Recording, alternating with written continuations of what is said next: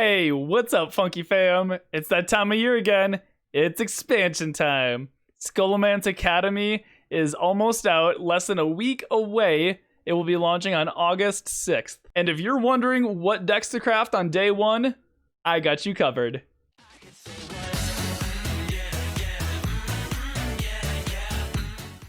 So I spent all day and all night tirelessly preparing for you guys 20 brand new theorycraft decks that you guys can play with on day one of the new expansion. Now, I wanted to bring to you guys as many unique and different decks of this expansion as possible, so I try to stay away from theorycrafting any like Highlander Hunter, Highlander Mage, Galakron Rogue, any of those, because let's be real, those decks are pretty much already refined and so powerful already that they're only going to change by about 3 to 5 cards. And I crafted 2 decks for each class. If you have a favorite class or a favorite deck in particular that you want to see, I have included timestamps below in the description, so you can click on those if you want to go ahead and skip around. And these theorycraft decks took me a long while, as I said before. I spent all day and all night making these. So if you found any of these enjoyable, then please hit that like button down below. And I want to hear from you guys. What decks are you planning on playing on day one of Scholomance Academy? Thanks for watching, and stay funky. Now, I'm not going to be going over these decks in any particular order, so I guess we'll just start with Demon Hunter. The first Demon Hunter deck that I have prepared is going to be a super hyper aggressive Demon Hunter. Now, this is pretty much all made possible by one particular card, and that is the Voracious Reader. This card is absolutely insane. It's like a mini Jeeves. And it's only 2 mana, and it's a neutral, so you can put this into basically any class that wants to play super hyper aggressive, and now they all of a sudden have that reload. Now, this deck is pretty simple, straightforward. There's a lot of cheap stuff, a lot of cheap burn and minions. You just want to be slamming stuff down on the board, refill with your Voracious Reader, and because we're so aggressive, oftentimes our hand will be empty, so by the time that we draw Glide, it's basically 4 mana, draw 4, and disrupt your opponent. And then, of course, we have Kane, Metamorphosis, and Gladebound Adept to help go over the top of taunts or maybe find that last little bit of burst. And the second Demon Hunter deck is the complete opposite of the first one I showed you. This is a controlled Demon Hunter. Now, this deck is pretty spicy. It utilizes the new soul fragments that the dual class Warlock and Demon Hunter got. And I feel like it fits kind of perfectly in Demon Hunter because Demon Hunter just cycles so quickly. We're using cards like Spectral Sight or Chaos Strike or whatnot that you naturally get to draw into your soul fragments a lot quicker. Now, as with any kind of control deck in this meta, you really can't win with fatigue anymore, so you have to have some kind of a win condition. So because we are drawing through our deck so quickly, our win condition is basically a lot of chip damage through our minions, our hero power, our burst damage spells, and then towards the end of the game, it's going to be Zephyrus and Dragon Queen when they become active.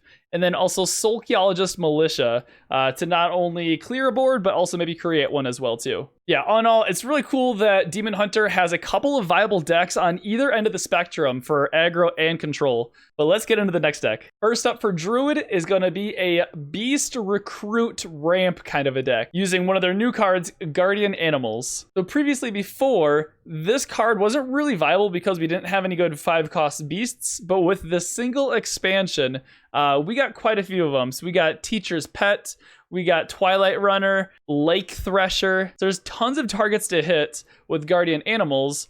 And if that wasn't enough, we can go ahead and make them all even bigger with Survival of the Fittest. So basically the game plan of this deck is pretty simple. You want to ramp until you get to your Kael'thas, cast a couple cheap spells, and then use a Guardian Animals or Survival of the Fittest.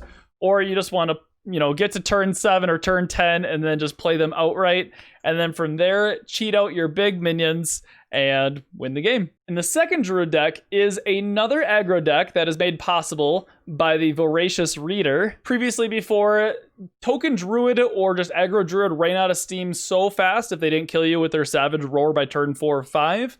But now we have a little bit more refill, a little bit more reload. A couple of really cool things that you can do with this new deck here is you can start out with a Gibberling, and especially if you're on the coin, this is super busted.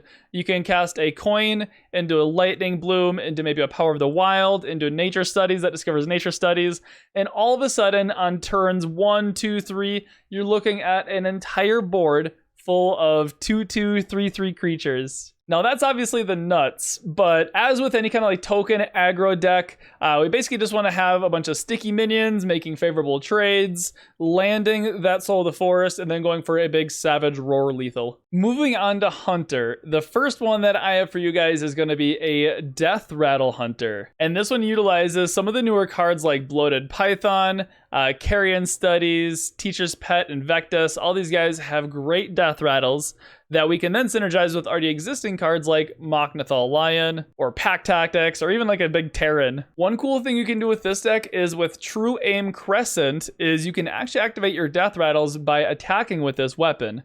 So if you play, this weapon on 1 or 2, and then you play a Bloated Python, you can then attack with your weapon, and then it'll force your death rattle to attack into that minion as well, which will maybe even kill that minion and then pop your death rattle. And that's a big tempo swing. Another cool thing you can do with Carrion Studies is you don't have to use the mana discounting effect this turn.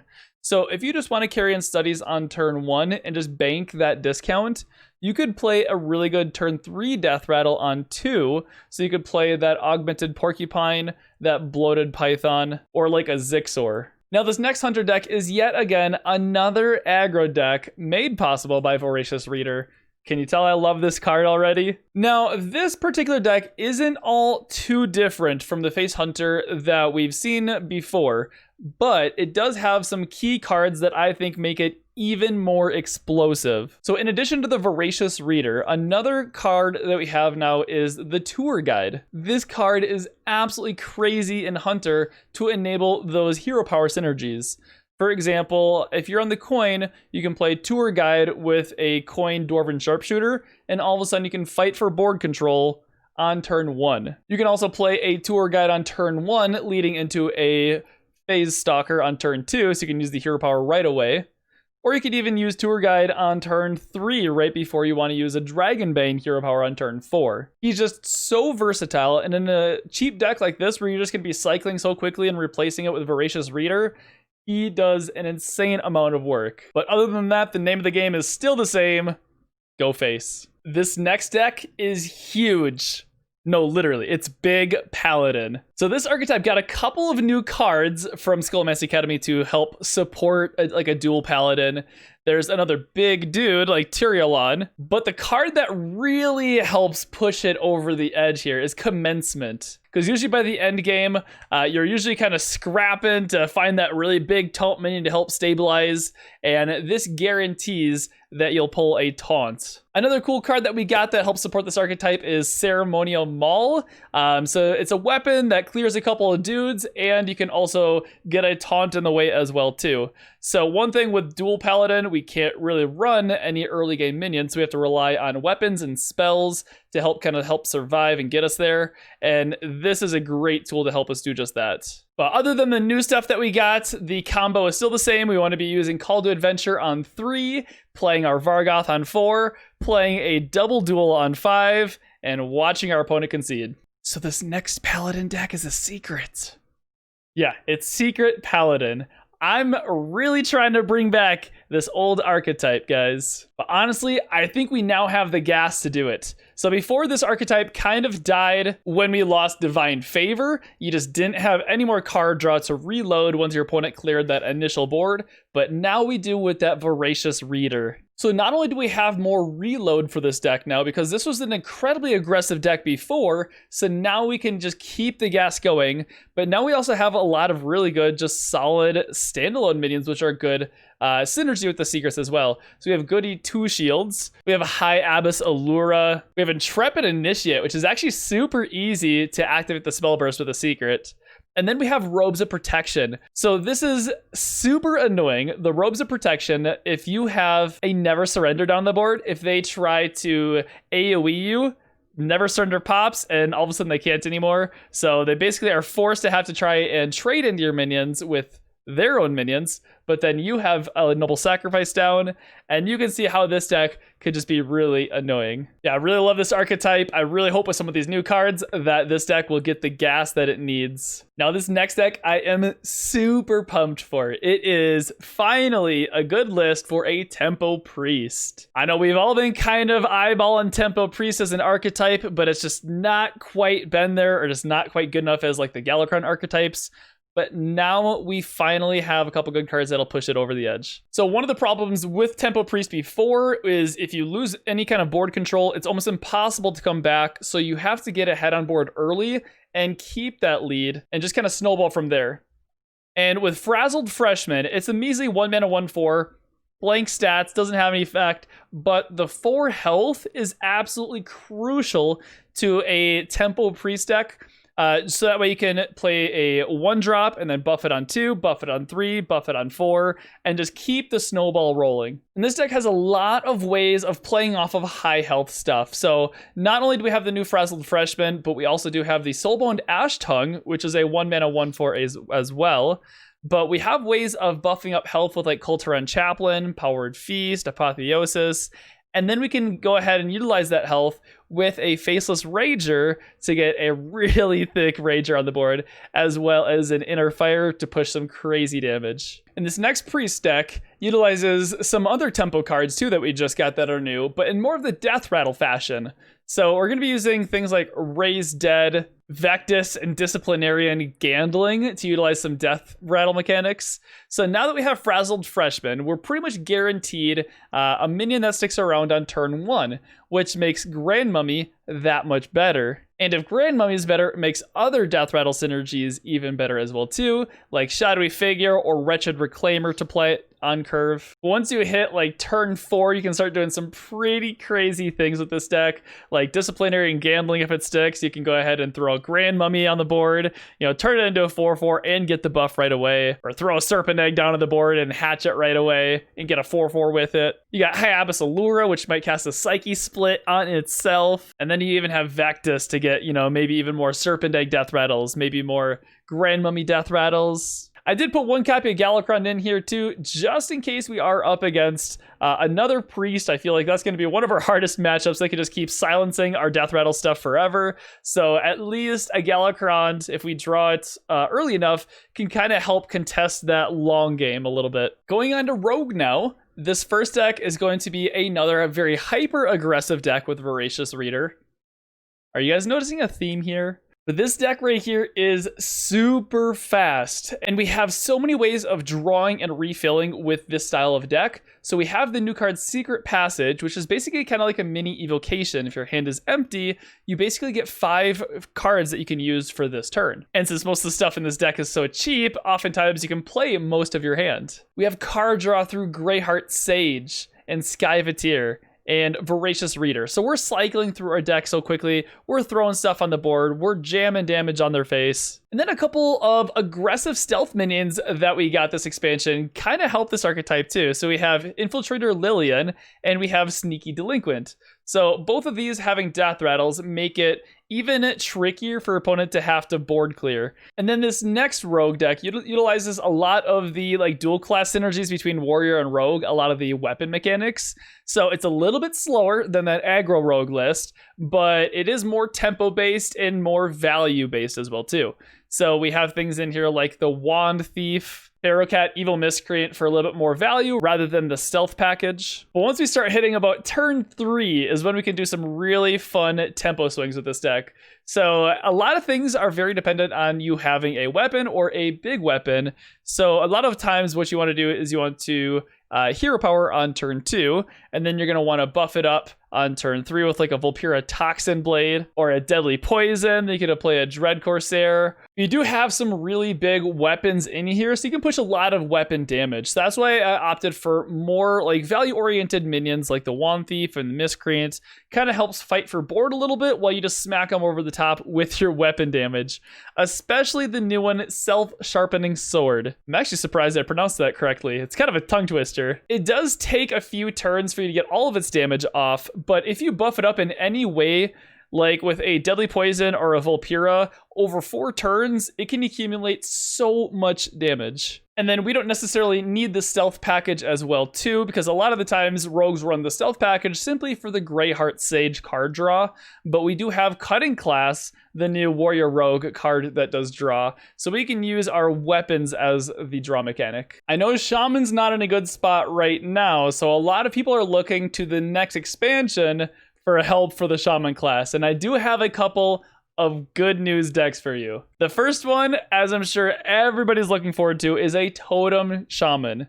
So there's a lot of new cards that help this archetype, like the new Totem, obviously, Trick Totem, and the new Totem Goliath for some of that late game refill. But also that Tour Guide card as well is amazing in here. Tour Guide can just help set up for those swing turns with Splitting Axe or Totemic Reflection even better. And in addition to the Lightning Bloom that Shaman has as well too, we can get some big boards very early that make it very tough for the opponent to remove. Another amazing card that Shaman got was Diligent Note Taker.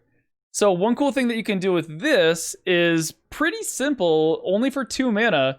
If you have a Totemic Might or Surge in hand, you play this for 2 mana, play your 0-cost card, you get it back to your hand, and you can play it right back again. So it basically doubles your next spell, kind of. And you could even use this with Lightning Bloom as well, too, to maybe get out a Totem Goliath even sooner. Yeah, beware the totems. If just one board of totems sticks around, you're going to be in trouble. This next Shaman deck is kind of another favorite that was almost there, but we finally got more support for it, that it can finally be a great deck, and that's Spell Damage Shaman. So we already had spell damage cards like Squall Hunter, Lady Vosh, Blood Mage Thalnos, and we've already seen some versions using like Arcane Watchers as well too. But with all the spell damage synergy that we just got in Scholomance Academy, this deck is going to be very scary. So we have the new Rune Dagger weapon, which guarantees you to have spell damage basically over 3 turns,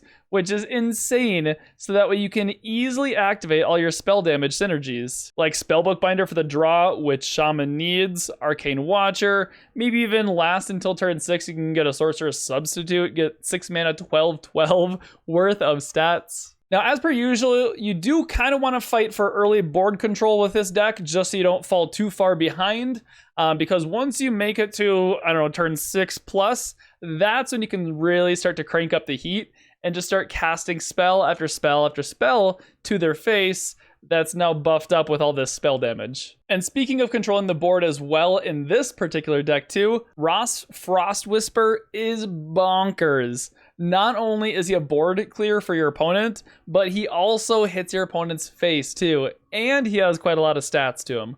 So he's going to be quite scary too, once you plop him down with 1 or 2 spell damage. This next deck I'm personally extremely excited for. This is a Pain Warlock that utilizes the new Soul Fragment mechanic. So one problem before about Pain Warlock, it was explosive, it was dangerous, but it tended to kill itself pretty quickly. So these soul fragments are perfect because not only can they generate you some tempo when used, especially with like Void Drinker, but they can heal up some of that damage that you're inevitably going to be damaging yourself with. And yes, this deck does use Flesh Giant because our health is going to be changing quite a lot, or it should. We're going to be damaging ourselves, then healing ourselves with the fragments, then damaging ourselves, then healing ourselves with the fragments. So the Flesh Giant should be pretty easy to activate or get down pretty early. And then another one of my little favorite cards, the Tour Guide, is in here as well too, to help activate some of those pain mechanics. So when you want to go into a turn 4 Diseased Vulture, you can go ahead and play Tour Guide on turn 3 and get that free pain hero power on turn 4 for the Vulture. You can also mana cheat a little bit if you have the Dark Glare in play as well, so you can cheat at least 1 or 2 mana with him. And even getting the Tour Guide back from the Raised Dead is not so bad either, because you get to keep kind of mana cheating and keep doing pain effects, which help kind of accelerate you even further. Now this deck isn't as quick as like your typical Zoolock, so you're not going to be running as many like lackeys or evil geniuses or anything like that, or scrap imps. but you're more so going off on your huge turns with like Dark Glare, like a cheap Flesh Giant, even like a big Void Drinker, and then your big Vulture turns. So you're going for more like really big swing turns through the mid game with this deck. And then the second Warlock deck for you guys may or may not be a meme. We'll have to find out, but it is a Darkest Hour Warlock. Now, if any of you guys know me, this is something that I always try to make work every expansion. Sometimes it has success, sometimes not, but we're gonna try making it work again because we have the new Archwitch Willow. Not only is she big herself if you happen to pull her through Darkest Hour, but if you happen to get stuck with some of those demons in your hand, which oftentimes you do, like an Enhanced Dreadlord or now a Void Drinker, now you can cheat those out a little bit early too. But the combo is pretty much still the same as always. You want to play a lot of heavy control until turn 9, and then you want to play Rafaam Scheme, hopefully it's upgraded quite a bit, with Darkest Hour to pull pretty much all of your big dudes onto the board and watch your opponent concede. One cool card that we got is the new neutral weapon, the Sphere of Sapience. So this card is great in any kind of like combo style deck like this where we need to be looking for pieces. And in this case, we need to be looking for a Rafaam Scheme so we can start upgrading it early, and obviously our Darkest Hour. And because we are playing control, we are going to be lasting till turns, 6, 7, 8, 9. We do want to be healing ourselves, so I figured the Soul Fragment package would be perfect in here. Not only do we get a heal along the way, but play a little bit of control through the cards of Soul Shear and School Spirits. So starting off with the first Mage deck, we have a Tempo Spell Damage Mage. Now there are a lot of new cards that help support this archetype now. So there's Lab Partner, Primordial Studies, which help get you some early spell damage dudes. And then you can use Cram Session for some cheap card draw, which is insane. And then one of my favorite finishers, Mozaki, Master Duelist. So even if you just tempo out Mozaki on turn 5, 8 health is pretty tough to deal with, so oftentimes it sticks around. And then on the following turn, you launch a bunch of spells at them and they just die. Or oftentimes you could pair a Mozaki with a Sorcerer's Apprentice and cast a bunch of 1-cost spells as well. Especially if you have any sort of spell damage already on the field, you can push a ton of damage. Even if you just get close, there's a lot of burst in the deck to help kind of get you over the edge. This deck is going to be playing kind of similar to like the spell damage Shaman. In the first few turns of the game, you want to be playing a little bit of control. You don't want to be falling too far behind your opponent. And then as it gets towards the mid game, as you start having enough mana in the turn, then you can start chucking stuff face. All right, so this next deck is pretty dang cool. It's an Exodia Mage. Exodia is kind of from Yu-Gi-Oh! Meaning you need to assemble like 5 pieces and then you just win the game kind of thing. And that's exactly what we're doing with this deck. So our pieces that we're assembling are going to be Mozaki, Master Duelist. We're going to be assembling a couple of Sorcerer's Apprentices. And then our new Potion of Illusion card. What we're going to want to do is we're going to want to use Potion of Illusion on Mozaki, so that way he's 1 mana. Wait a turn, play Mozaki into Sorcerer's Apprentice, Potion of Illusion, and then play another Mozaki. And then by that time, we'll have 2 Mozakis and basically like 3, 4 Sorcerer's Apprentices to the point where everything in our hand or deck is going to be free. We just fire off a bunch of spells, get all that spell damage banked on Mozaki, and then hit him with like a 30 damage Arcane Missiles. So it sounds like kind of a lot to go right, and it is. So we do want to be playing somewhat of a control style here, so that's why we have some secrets in here. We have the new card Firebrand to help kind of fight for board control. And then we have a couple freezes like Frost Nova, Blizzard, just to help stall until we can find those puzzle pieces. Now I gotta warn you, this is not a deck that'll win often. This is more so kind of a meme, but it should be a lot of fun and you should get some wins with it. Last but not least, we have Warrior. Now this first Warrior deck is gonna be more so like an Enraged Tempo Warrior. It utilizes a lot of Enrage mechanics that we've already had, like Inner Rage, Bloodsworn Mercenary, Rampage, all that good stuff. And then we combine it with some of our new tempo cards that we get for our weapons. Things like Reaper's Scythe, you know, to kill 3 dudes. You know, or a Dr. Krasinov to keep buffing up our weapons so we can keep either trading or going face, creating a lot of tempo. And then we have Refill with Cutting Class, as well as the Battle Rage that we currently already have. So there's a lot of refill, there's a lot of tempo being generated here. And then especially with the weapons that we're going to be buffing up, just a couple of swings with those with our minions, and that's a lot of damage. And last, but certainly not least, is huge or big Recruit Warrior. This has been a deck that I have played a ton of during Ashes of Outland, so I'm excited that we get even more support for this next upcoming expansion. One of the best cards that enable this recruit kind of deck even better is that Commencement for 7 mana. Being able to cheat something that's, you know, 9 or 10 mana out and give it taunt is a pretty big deal. Especially now that we have the new big minions like Rattlegore and Troublemaker. This deck has a lot of really sticky big minions, which make it entirely hard to beat once you get to that late game.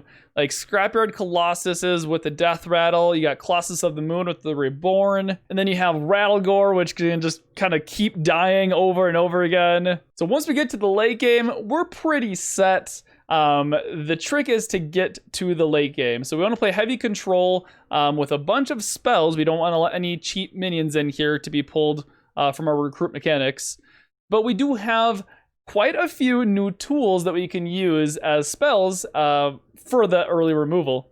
So we have Athletic Studies, which can help generate us a rush minion, which is kind of like removal. We have Information, which can generate some taunt minions, which we can then use to help kind of protect our face. And then we have the new Ceremonial Maul. This thing is insane. So not only do we get to kill a couple dudes, but also if we pair it with something like a Brawl, we get a mostly clear board and then a 5/5 dude on top of that. Yeah, I think this deck will be very strong. It was pretty strong before during Ashes of Outland, but a lot of the times it was hard to survive until turn 8 or 9 when you want to start playing your minions.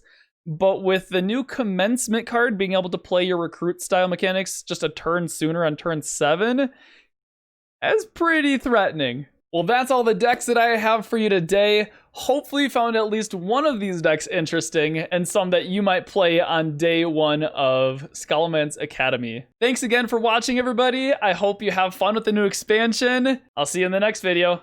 Stay funky.